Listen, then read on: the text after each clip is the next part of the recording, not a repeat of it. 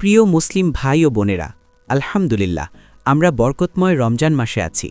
কিন্তু দুঃখের বিষয় হলো আমাদের অনেকেই জানি না রমজান আসলে কি, কেন রোজা ফরজ করা হয়েছে আর রোজার প্রকৃত উদ্দেশ্য কি। আজকের ভিডিওতে আমরা জানব রমজানের অর্থ, রোজার ফজিলত, শরীরের বিভিন্ন অঙ্গের রোজা, অন্তর, জিহ্বা, কান ও পেটের রোজা এবং বিভিন্ন ধর্মে উপবাসের ধারণা। ভিডিওটি শেষ পর্যন্ত দেখবেন, ইনশাআল্লাহ উপকৃত হবেন। আলোর গভীরতায় আপনাকে স্বাগত। রমজানের অর্থ ও রোজার পরিচয়। রমজান শব্দটি রমদ ধাতু থেকে এসেছে, যার অর্থ জ্বালিয়ে দেওয়া। কারণ রোজা মানুষের গুনাহকে পুড়িয়ে দেয়, তাই এ মাসের নাম রমজান। পরিভাষায় রোজা সুবহে সাদিক থেকে সূর্যাস্ত পর্যন্ত পানাহার ও দাম্পত্য মিলন থেকে বিরত থাকার নাম রোজা। রোজা কেন ফরজ? আল্লাহ বলেন, হে ঈমানদারগণ, তোমাদের উপর রোজা ফরজ করা হয়েছে, যেমন পূর্বের উম্মতদের উপর ফরজ করা হয়েছিল, যাতে তোমরা তাকওয়া অর্জন করতে পারো। সূরা আল বাকারা ১৮৩ নম্বর আয়াত। রোজার আসল উদ্দেশ্য হল তাকওয়া অর্জন, অর্থাৎ আল্লাহভীরু জীবন গঠন করা। রোজার ফজিলত সম্পর্কে রাসূলুল্লাহ সাল্লাল্লাহু আলাইহি ওয়াসাল্লাম বলেছেন, যে ব্যক্তি ঈমান ও সওয়াবের নিয়তে রমজানের রোজা রাখে তার পূর্বের গুনাহ মাফ করে দেওয়া হবে। বুখারী ও মুসলিম। আরও এসেছে, রোজা আল্লাহর জন্য এবং এর প্রতিদান স্বয়ং আল্লাহ দেবেন। রোজাদারের জন্য দুটি আনন্দ: এক, ইফতারের সময়; দুই, আল্লাহর সাক্ষাতের সময়। রোজাদারের মুখের গন্ধ আল্লাহর কাছে মেশকের চেয়েও উত্তম। হুঁশিয়ারি: রমজান পেয়েও ক্ষমা না পাওয়া। জিবরিল আলাইহিস সালাম অভিশাপ দিয়েছেন সেই ব্যক্তিকে যে রমজান পেয়েও ক্ষমা লাভ করতে পারেনি, এবং রাসূল সাল্লাল্লাহু আলাইহি ওয়াসাল্লাম তাতে আমিন বলেছেন। শুধু উপোস নয়, সত্যিকারের রোজা।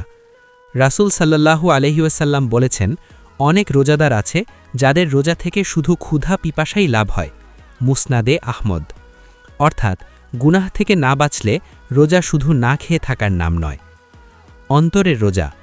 অন্তর ঠিক না হলে অন্য কোনো আমলই শুদ্ধ হয় না। রাসূল সাল্লাল্লাহু আলাইহি ওয়াসাল্লাম বলেন, শরীরে একটি মাংসপিণ্ড আছে, তা ঠিক হলে সব ঠিক, তা হলো অন্তর। অন্তরের রোজা মানে শিরক থেকে বাঁচা, অহংকার, হিংসা, রিয়া ত্যাগ, আল্লাহর স্মরণে হৃদয় পূর্ণ রাখা। পেটের রোজা। হালাল হারাম। আল্লাহ বলেন, হালাল জিনিস খাও এবং নেক আমল করো। হারাম উপার্জন, ঘুষ, সুদ, অন্যায় সম্পদ এসব দিয়ে করা ইফতার রোজার সওয়াব নষ্ট করে দিতে পারে। রাসূল সাল্লাল্লাহু আলাইহি ওয়াসাল্লাম বলেছেন, হারাম খাদ্যে লালিত ব্যক্তির দোয়া কবুল হয় না।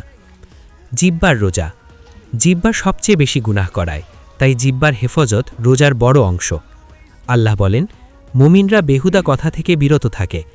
রাসূল সাল্লাল্লাহু আলাইহি ওয়াসাল্লাম বলেন, যে ভালো কথা বলবে বা চুপ থাকবে। রোজায় যা নিষিদ্ধ: গালি, মিথ্যা, গীবত, নিন্দা, অশ্লীলতা। বরং কুরআন তিলাওয়াত, জিকির, ভালো কথা বলাই প্রকৃত রোজা। কানের রোজা। কান দিয়ে যে হারাম শোনা হয় তাও অন্তরকে কলুষিত করে।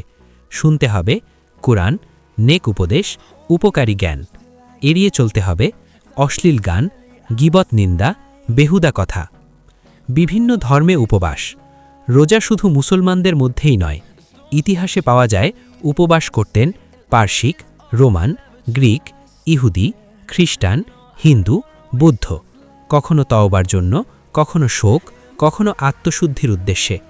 অর্থাৎ উপবাস সর্বজনীন, কিন্তু ইসলামে এটি সর্বোত্তম ও পূর্ণাঙ্গ বিধান হিসেবে ফরজ করা হয়েছে। রমজানের শিক্ষা: নিজেকে বদলে ফেলার সময়। রমজান হল তওবা ও আত্মশুদ্ধির মৌসুম, দান সদাকার প্রশিক্ষণ, ধৈর্য ও সংযমের শিক্ষা, জীবন পরিবর্তনের বাস্তব সুযোগ। আসুন রমজানের দিনগুলোকে কাজে লাগাই। রমজান শেষে আমরা যেন আগের জীবনে না ফিরি, বরং আরও সুন্দর ও পবিত্র জীবনের দিকে এগিয়ে যাই। দোয়া: আল্লাহ তাআলা আমাদের রোজা, তারাবি, কুরআন তিলাওয়াত সব ইবাদত কবুল করুন। আমিন। ভিডিওটি ভালো লাগলে লাইক দিন, কমেন্ট করুন, শেয়ার করুন। নতুন ভিডিও পেতে চ্যানেলটি সাবস্ক্রাইব করে বেল আইকন অন করে রাখুন।